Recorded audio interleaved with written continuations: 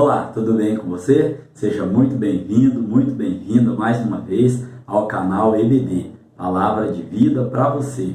Eu sou o professor Edson e juntos nós estamos estudando neste quarto trimestre de 2021 a revista condizente às lições bíblicas, o apóstolo Paulo, lições da vida e ministério do apóstolo dos gentios para a Igreja de Cristo.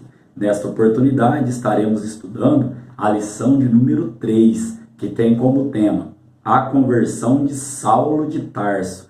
Aqui, nesta parte, antes de iniciarmos a nossa aula, eu gostaria de parabenizar todos os professores, pelo Dia do Professor, e gostaria também de deixar aqui um versículo, lá que se encontra em Daniel, capítulo 12, no verso de número 3, que diz que aquele que ensina com justiça resplandecerá como as estrelas eternamente. Então, você que se dedica ao ensino, você que tem o chamado para o ensino, que Deus continue abençoando ricamente a sua vida. Esses dias um amigo me disse que o que nós fazemos é iniciar todos os outros a profissão que eles querem exercer, seja ele, seja ela, na área que ela quiser. Tudo começa com o quê? Com o ensino do professor. Então, que Deus continue abençoando e que Deus seja a maior capacitação e a maior motivação. A Bíblia vai dizer que se o seu chamado é para o ensino, que haja dedicação. Amém? Caminhando aqui então, irmãos, para o nosso texto áureo da nossa lição de hoje. E indo no caminho, aconteceu que chegando perto de Damasco, subitamente o cercou um resplandor de luz do céu, e caindo em terra, ouviu uma voz que lhe dizia: Saulo, Saulo, por que me persegues? Atos capítulo de número 9, verso 3 e verso de número 4.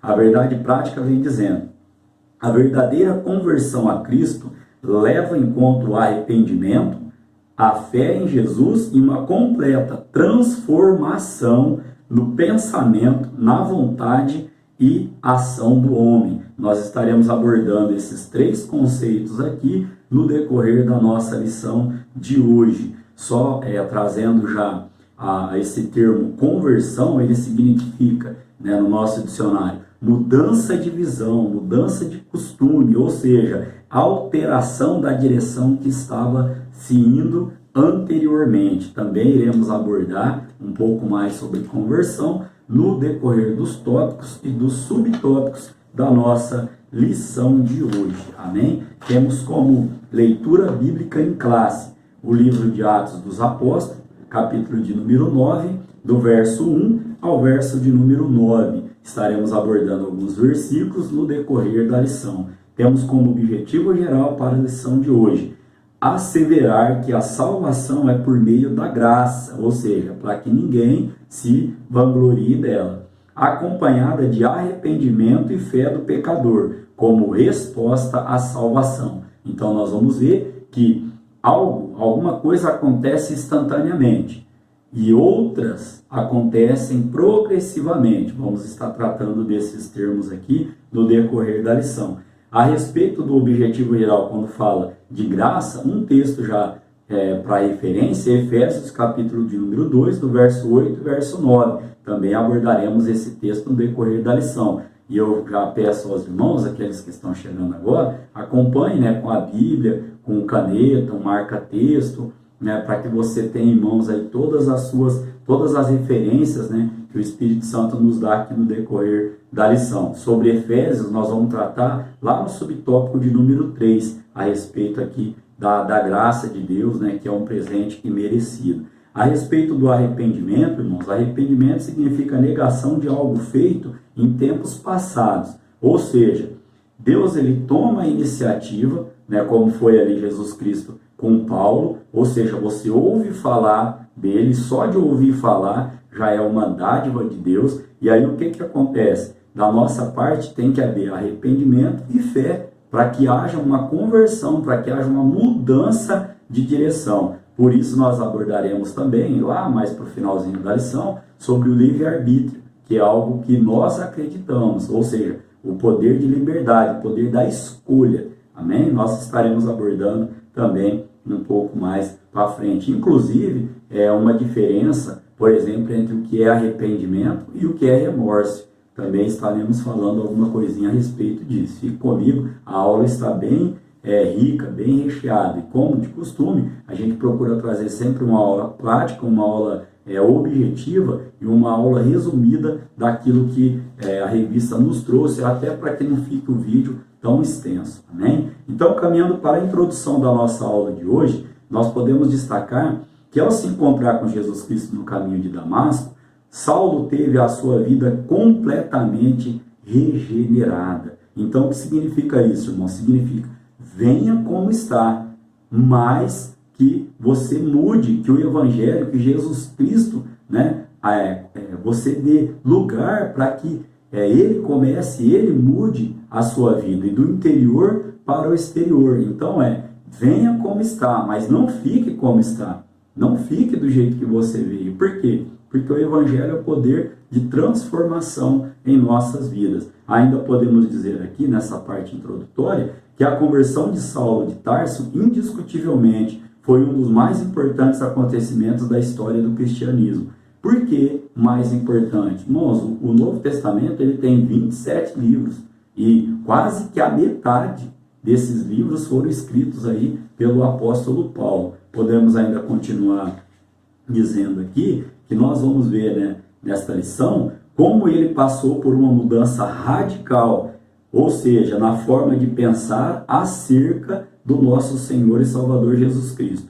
No caminho para Damasco, de um modo poderoso, Jesus chamou a razão e entendimento de Saulo, e este mudou de atitude por meio de uma impactante experiência sobrenatural. Assim, se por um lado Cristo tomou a iniciativa, por outro, Saulo respondeu com arrependimento e fé. Então aqui, irmãos, a gente pode já citar duas referências bíblicas aos irmãos. 2 Coríntios capítulo 5, no verso 17, que vai falar que nós somos nova criatura quando encontramos ao Senhor Jesus Cristo. E também a respeito de mudança, né, de entendimento, mudança aqui de atitude com uma experiência sobrenatural, que nós podemos dizer que cada um tem que buscar e cada um vive a sua experiência sobrenatural com Deus. Cada um tem aquele momento especial. Jesus chamou a Saulo daquela maneira sobrenatural. Talvez esteja falando com pessoas agora que teve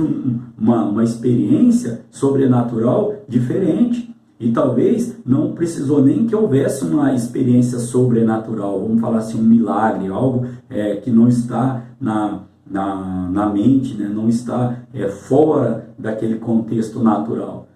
Às vezes num culto, né, o pregador trouxe a palavra, fez um apelo, o Espírito Santo de Deus convenceu você desta conversão, você aceitou a Jesus Cristo e está no caminho dele. Então aqui podemos também citar, né, Romanos capítulo 12, no verso de número 2. O próprio Paulo também vai escrever a respeito de entendimento. Vamos destacar um pouquinho mais esse texto no decorrer dos nossos tópicos e subtópicos. Temos como ponto central, então, para a nossa lição de hoje, que Jesus salva por meio da graça, ou seja, de um presente merecido, é dele. E nós respondemos com arrependimento e fé. Amém? Então, essa foi a parte introdutória e vamos dar sequência agora ao tópico de número 1, que tem como tema a conversão de Saulo, um ato de graça de Deus. Vamos entender esse contexto então. Este tópico tem o seu objetivo específico, que é apresentar a conversão de Saulo como ato da graça de Deus. Vamos ao primeiro subtópico, a conversão de Saulo e sua experiência sobrenatural. Em Atos dos Apóstolos, capítulo 9, no verso de número 3, o evangelista Lucas, que escreveu o livro de Atos e também o Evangelho, né, segundo o Evangelho de Jesus Cristo, segundo escreveu Lucas, narra a impactante experiência sobrenatural de Saulo no caminho para Damasco. Aqui, o perseguidor da igreja caiu por terra e ficou cego. Caiu por terra e ficou cego. E aí a gente pode destacar, né, o seguinte contexto. Com a sua ida para Damasco, o perseguidor tinha a intenção de acabar de vez com os seguidores de Jesus. Mas foi surpreendido por uma experiência sobrenatural pela qual nunca havia passado. Aqui, irmãos, eu já destaquei aos irmãos, né, sobre o fato de experiência. Cada um vai ter a sua experiência com Deus. Deus fala com cada um de nós de uma maneira, e como um todo, como a igreja como um todo também, da maneira que lhe apraz, da maneira que lhe convém falar. Então, quero destacar aqui, quando a revista fala, né, o perseguidor, já falei isso na lição passada, que está no meu canal, né, IBD, Palavra de Vida para você, também no Facebook. Quero voltar a destacar aqui que quem persegue a igreja está perseguindo ao próprio Cristo. Por quê? Lá em Atos dos Apóstolos, né, o nosso textual eu trouxe no capítulo 9, verso 3 e 4, vem dizendo, né, que Jesus ele se apresenta ali a Saulo e ele diz assim: Saulo, Saulo, por que me persegues? Ou seja, Saulo estava perseguindo a igreja e Jesus falou para ele: por que você me persegue? Ou seja, quem persegue a igreja está perseguindo a Jesus Cristo, ao próprio Senhor e Salvador Jesus Cristo. Então ainda podemos encerrar este primeiro tópico dizendo o seguinte, que segundo o seu próprio testemunho, o perseguidor Saulo, na época, né, antes da conversão, viu literalmente a pessoa de Jesus, o ressurreto, que o despojou de seu ego arrogante. Ou seja, irmãos, uma das prisões que o ser humano está acorrentado é o ego, né? Aquela coisa de ser egoísta, o eu, né? E nós sabemos que nós, sem Cristo, sem Jesus, nada podemos fazer. Então já não é o eu, já tem mais uma pessoa, Jesus Cristo. Sem mim, nada podeis fazer, a palavra diz. Então se liberte em nome de Jesus deste ego, deste egoísmo, como a gente costuma dizer, de olhar só para o seu ou o meu umbigo. Amém? Então, caminhando para o subtópico de número 2, a iniciativa de Jesus para transformar a mente de Saulo. Todos nós sabemos, irmãos, que a nossa mente ela é um campo de batalha, né? Nós vamos adentrar um pouquinho mais, então, agora, neste subtópico aqui, ó. O impacto da visão resplandecente no caminho para Damasco tomou Saulo de surpresa. Por quê? Ele tinha a carta branca ali das autoridades, né, religiosas de Jerusalém para perseguir os seguidores de Jesus. Só que aqui nós também já trouxemos até uma lição específica para isso no trimestre passado, dizendo que tudo só vai até onde Deus quer que vá. Tudo só vai até onde Deus permite ir. Né? Nós falamos naquela oportunidade sobre que a taça de Deus, né? Vamos tipificar aqui lá de Gênesis 15, os amorreus ali estavam fazendo tanta coisa que estava desagradando a Deus, que pela medida de Deus, e só ele tem essa medida, ele disse, ó, não há remédio mais. Provérbios também vai dizer que aquele que rejeita várias correções, né, o conserto ali, a queda, melhor dizendo, vem repentinamente. Né? Então a gente tem que se atentar, né, quando Deus, né, ele está colocando um limite, levantando pessoas para falar na nossa vida.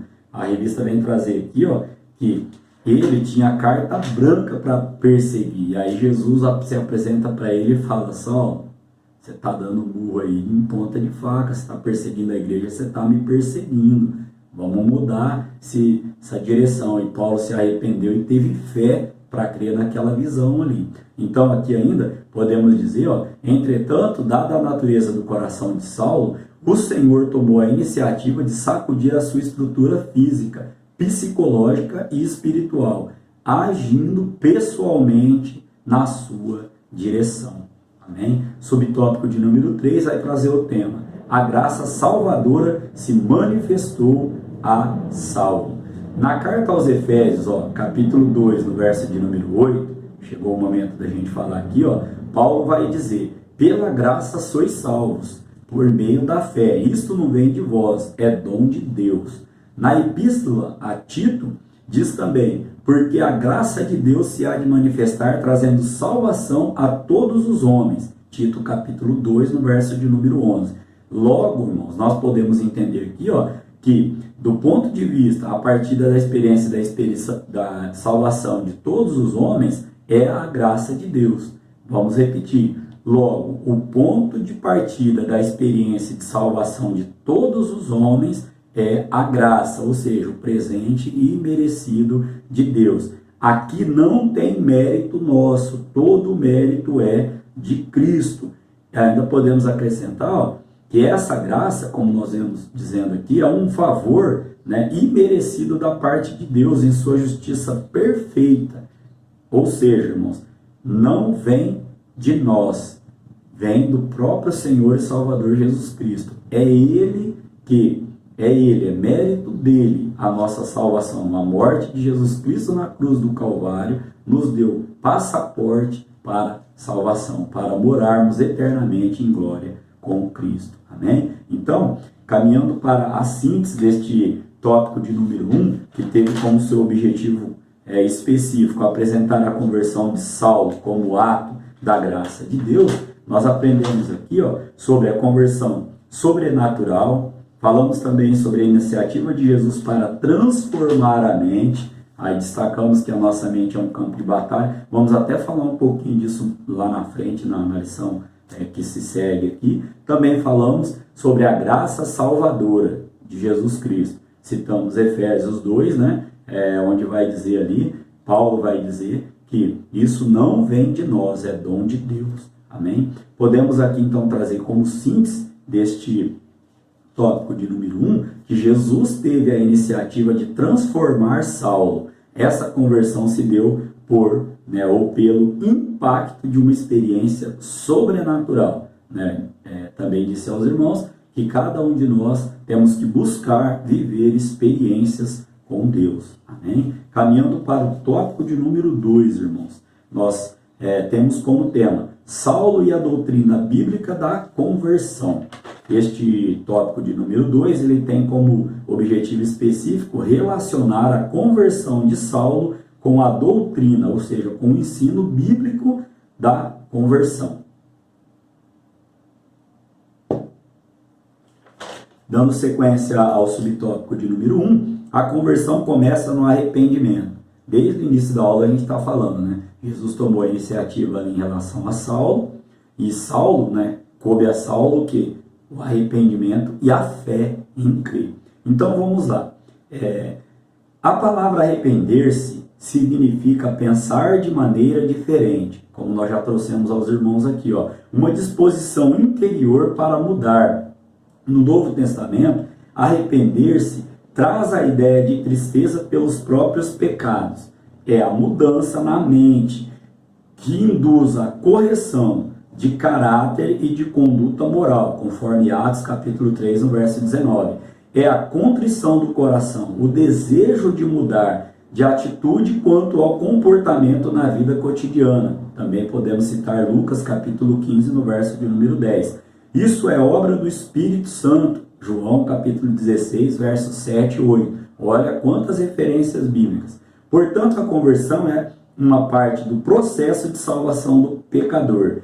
Ela assinala o início do despojamento do velho homem, Efésios capítulo 4, verso 22, e aponta para o revestimento do novo homem, Efésios capítulo 4, no verso de número 24. Podemos ainda trazer aqui aos irmãos aqui um quadro que eu achei muito interessante aqui, em dizer que sobre 3 aspectos da salvação. Primeiro, a regeneração. A regeneração no homem. O que impacta? Impacta na faculdade intelectual dele. Depois, um outro aspecto para a salvação. A justificação, lá em Romanos capítulo 5, verso de número 1, os irmãos podem estar conferindo. O que a justificação imputa no homem, causa no homem? A faculdade, ou transforma no homem, a faculdade emocional. E a santificação, que é o quê? Um processo progressivo. A justificação ela é instantânea. Aceitamos Jesus Cristo, somos justificados pelo amor de Deus. Agora, a santificação ela é um processo. É o ser melhor hoje do que fui ontem. é o ser melhor amanhã do que estou sendo hoje, né? Nesse sentido, melhor, mais santo, mais voltado para as coisas de Deus. E a santificação, ela atua, né? Ela transforma a faculdade da vontade do homem. Ainda vamos estudar um pouco mais sobre esse contexto lá no tópico de número 3, quando nós estaremos destacando melhor aqui estas faculdades interiores aqui, né, que são causa de transformação na nossa conversão. Então, caminhando, antes de passar para o subtópico de número 2, também anotei aqui uma breve diferença, né, um entendimento sobre arrependimento e remorso.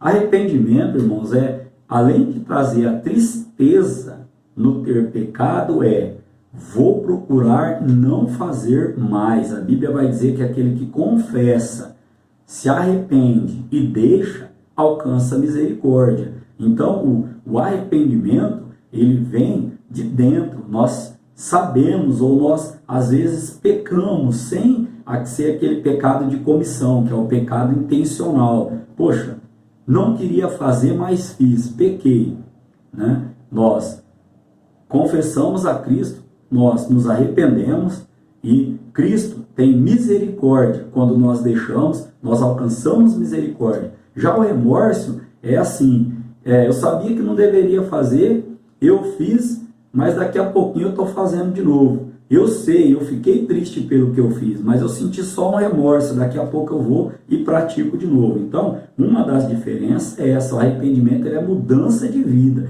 Vamos lá dar uma olhadinha em Provérbios, capítulo de número 28, para darmos uma embasada aqui naquilo que estamos trazendo aos irmãos. Provérbios, capítulo de número 28, no verso de número 13, olha o que a palavra do Senhor ela vem nos dizendo aqui, ó. O que encobre as suas transgressões nunca prosperará, isso é o remorso, mas o que as confessa e deixa alcançará misericórdia, esse é o arrependimento. Amém? Que Deus em Cristo Jesus continue falando ao vosso coração. Caminhando para o subtópico de número 2, a conversão de Saulo promoveu uma transformação pessoal. Quantas vezes nós estamos citando esta palavra transformação aqui no contexto da nossa lição? Olha só, foi o que aconteceu.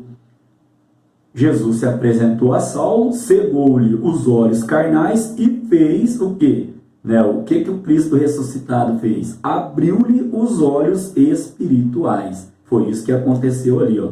De uma vontade egoísta, como nós já citamos lá atrás, ó, e individualista, Saulo demonstra agora completa resignação à vontade soberana de Cristo. E aqui a gente pode citar em Atos do Apóstolo, capítulo de número 9, no verso 6, que é um versículo da nossa leitura bíblica em classe. Achei interessante citar. Olha só.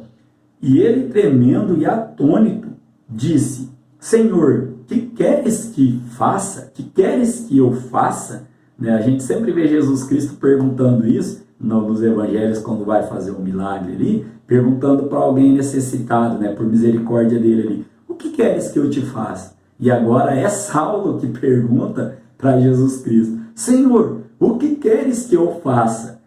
E disse-lhe o Senhor: levanta-te e entra na cidade, e lá te será dito o que te convém fazer. Olha só, irmãos, que palavra linda e forte.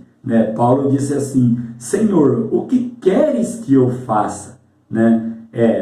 Nesse contexto aqui eis-me aqui, Senhor, eu creio, estou arrependido daquilo que fiz. Não é eis-me aqui, envia outro. Irmãos, eu fico triste quando nós ouvimos alguns comentários, algumas situações que acontecem no nosso cotidiano, de pessoas que são capacitadas por Deus, pessoas que têm um alto entendimento, pessoas que conhecem a Bíblia, verdadeiros homens e mulheres de Deus, e que sabem que podem fazer, sabem que podem ajudar, mas se omitem. Não estou dizendo aqui pelo ato de covardia, mas pela omissão, se omitem. É chamado, tem o chamado, mas preferem usar a palavra para sua autodefesa. Não, eu não fui chamado para isso. Aí usa um contexto lá, né, do apóstolo Paulo que diz que aquele que deseja o episcopado, excelente coisa deseja, mas eu não desejo, então eu não estou pecando. Só que Jesus ele vai dizer que a obra é grande, né, a seara é grande e poucos são os ceifeiros, ou seja, poucos são os trabalhadores. Não estou aqui dizendo em obrigatoriedade, estou aqui dizendo em disposição, né? Eu costumo trabalhar, né, na escola onde a gente leciona, e na parte da nossa aula tem uma parte que é a parte motivadora da aula. Só que assim, irmãos, a gente deixa claro ali para os alunos, como Deus está me usando para dizer a alguém aqui nesta hora, que a motivação faz parte de 3% da nossa vida. Os outros 97% são comprometimento, ou seja, compromisso. Não é eu quero fazer, eu tenho que fazer, eu vou fazer. E isso em qualquer área da nossa vida. Surgiu um desafio, um estudo, um trabalho novo, não é eu acho que eu vou fazer, eu acho que eu devo fazer, eu poderia fazer, não, eu tenho que fazer, eu tenho que fazer. Isso é comprometimento, isso é compromisso. Não adianta ficar só com os 3% motivacionais. Não, eu tenho que arregaçar a manga, como a Bíblia diz, aquele que colocou a mão no arado, e quero aqui até parafrasear o texto, dizendo, aquele que colocou a mão no arado, que não olhe para trás. Então, quero aqui trazer nesse contexto, né, parafrasear aqui o versículo, dizendo o seguinte, que aquele que tem desejo, aquele que sabe, aquele que pode fazer, que faça, que não espere por outro para fazer. Porque, irmãos, a igreja é constituída por pessoas levantadas por Deus para fazer a obra. E este mundo só não sucumbiu ainda por causa da igreja de Cristo que está na terra. Se todos ficarem omissos a fazer a vontade e a obra de Deus, como que vai fazer? Como que serão enviados pessoas para falar do amor de Cristo? Pessoas para ensinarem a palavra do Senhor. Só esse contexto que a respeito de Saulo aqui, quando Deus abriu os olhos espirituais dele, nós já comentamos que ele achava que estava fazendo certo para Deus, pelo zelo que ele tinha, quando Deus chamou e falou, opa, Jesus Cristo aí se apresentou a ele e falou, ô Saulo, eu conheço teu coração, eu conheço o teu zelo, mas tem que haver uma conversão aí. Talvez Deus está falando a alguém agora, né? Conversão em que sentido? Em mudança de atitude também. Vamos para o subtópico de número 3. A conversão faz parte da doutrina, ou seja, doutrina significa ensino bíblico da salvação.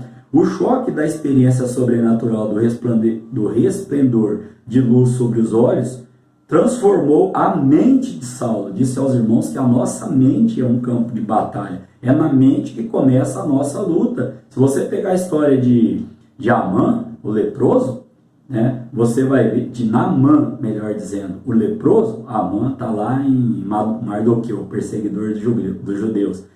A história de Naamã, você vai ver que ele era um homem respeitado, um homem de valor, né? Um homem que se apresentava ao rei, um homem vitorioso, capitão ali do exército, só que ele estava perdendo uma batalha mental, ele estava perdendo uma batalha ali dentro da sua casa. Quando ele tirava a roupa, a farda ali, ele estava perdendo uma luta interior, né? Então aqui nesse contexto aqui, a nossa mente tem que estar o quê? Preparada. A Bíblia vai dizer, buscai as coisas que são de cima, né? Para que aquele ditado que o povo costuma dizer, que mente vazia é a oficina do diabo, não impere na nossa vida. Que a nossa mente, que o nosso coração nesse sentido aqui esteja voltado, esteja preparado com a armadura para enfrentarmos aí as ciladas, né, as astutas ciladas do inimigo. Então aqui, transformou a mente de Saulo,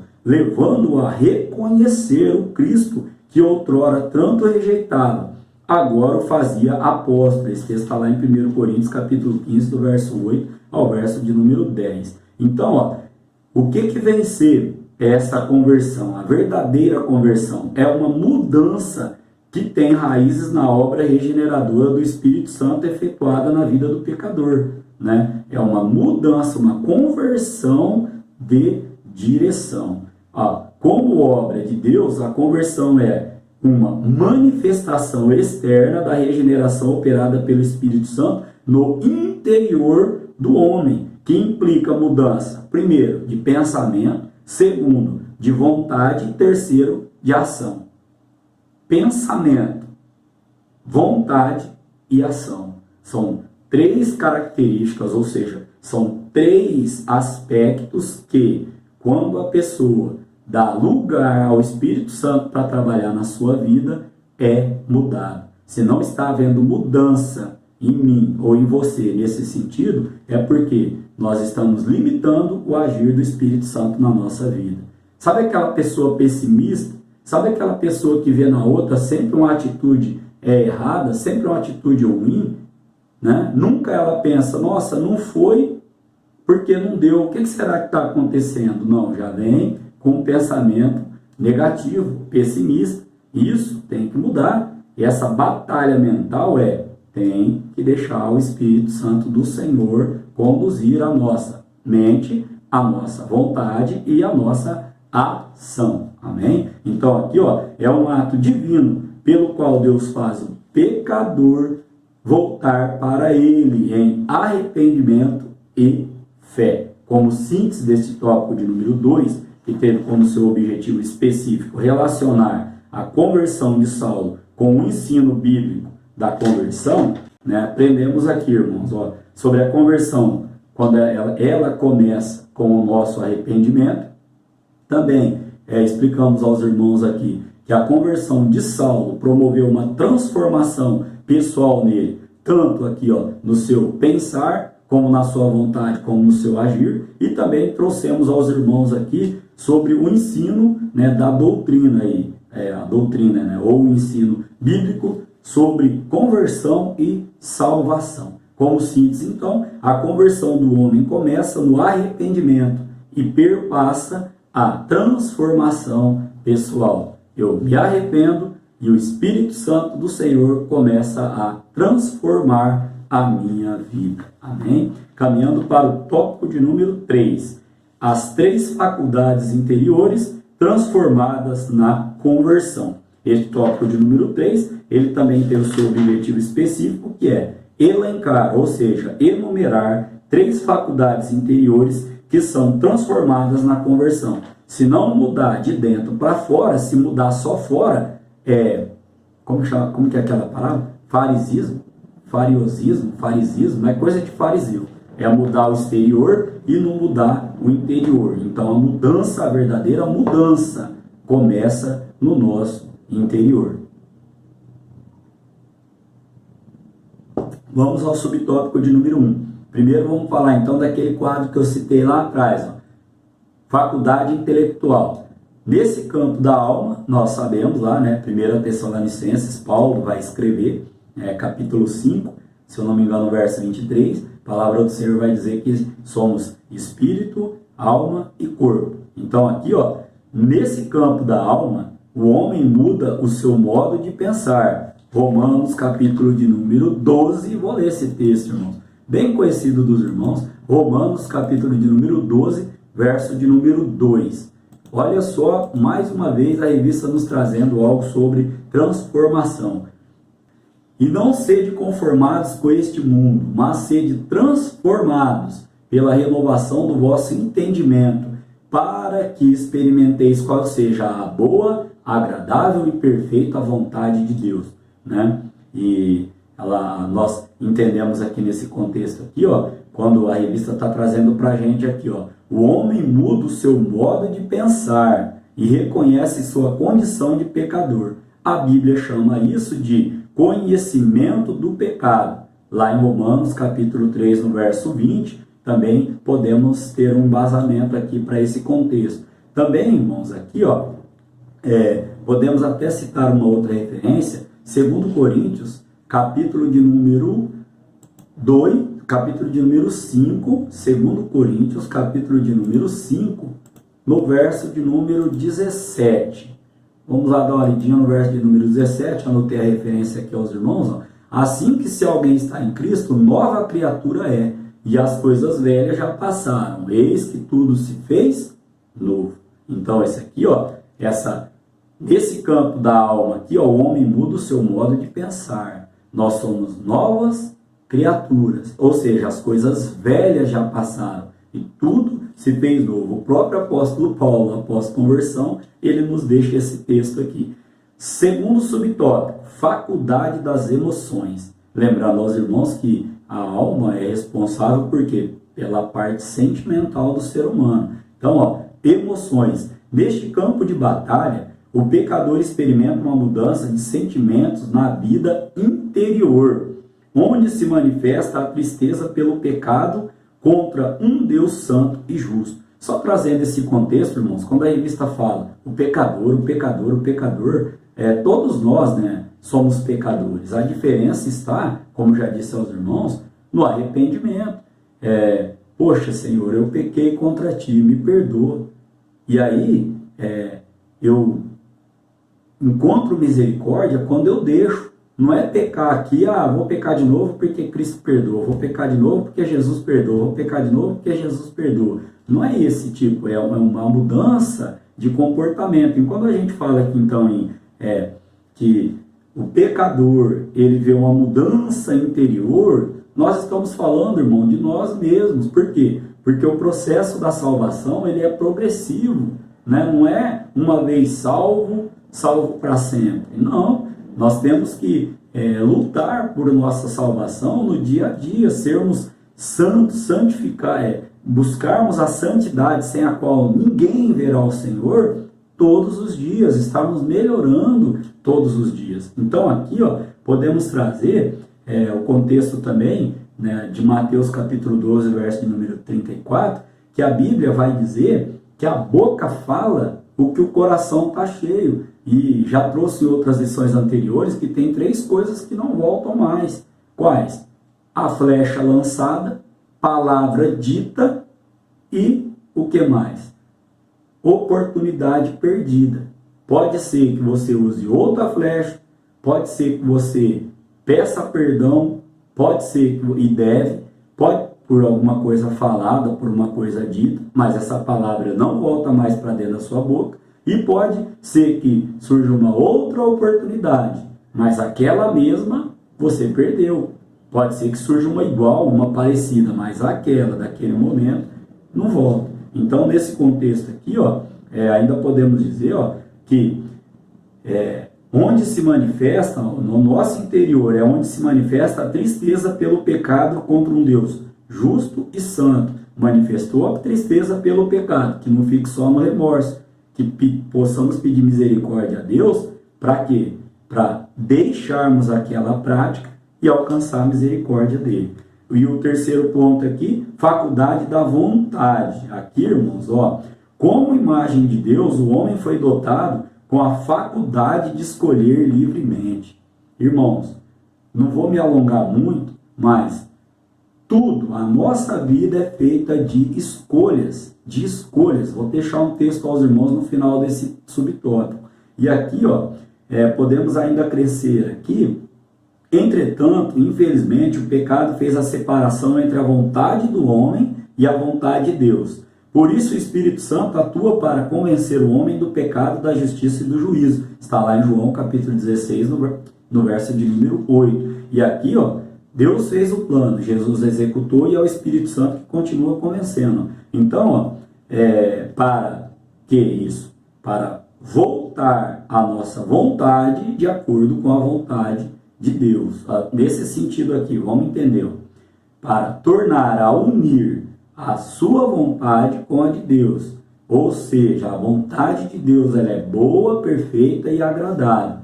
E Deus quer isso para a nossa vida. Às vezes você está com vontade, a sua vontade é de alguma coisa e a vontade de Deus não é aquela para a sua vida. Nós cremos no livre-arbítrio. O que é o livre-arbítrio, irmãos? É a liberdade de escolha. Só que as consequências elas vêm de acordo com as nossas escolhas. Um texto muito bom e muito bem aplicado nesse contexto aqui, ó, é o que? Deuteronômio, capítulo de número 30, no verso de número 19, que eu peço aos irmãos estarem dando uma lidinha lá no que está falando sobre escolha. como síntese desse tópico de número 3, onde nós aprendemos sobre a faculdade intelectual, aprendemos sobre a faculdade das emoções e sobre a faculdade da vontade, podemos ainda encerrar dizendo que essas 3 faculdades interiores transformadas na conversão são a parte nossa de mente, psíquico, são o que? Os nossos sentimentos e o que? A nossa vontade estar de acordo, ou seja, com a vontade do nosso Deus para a nossa vida. Caminhando para a conclusão da nossa aula de hoje.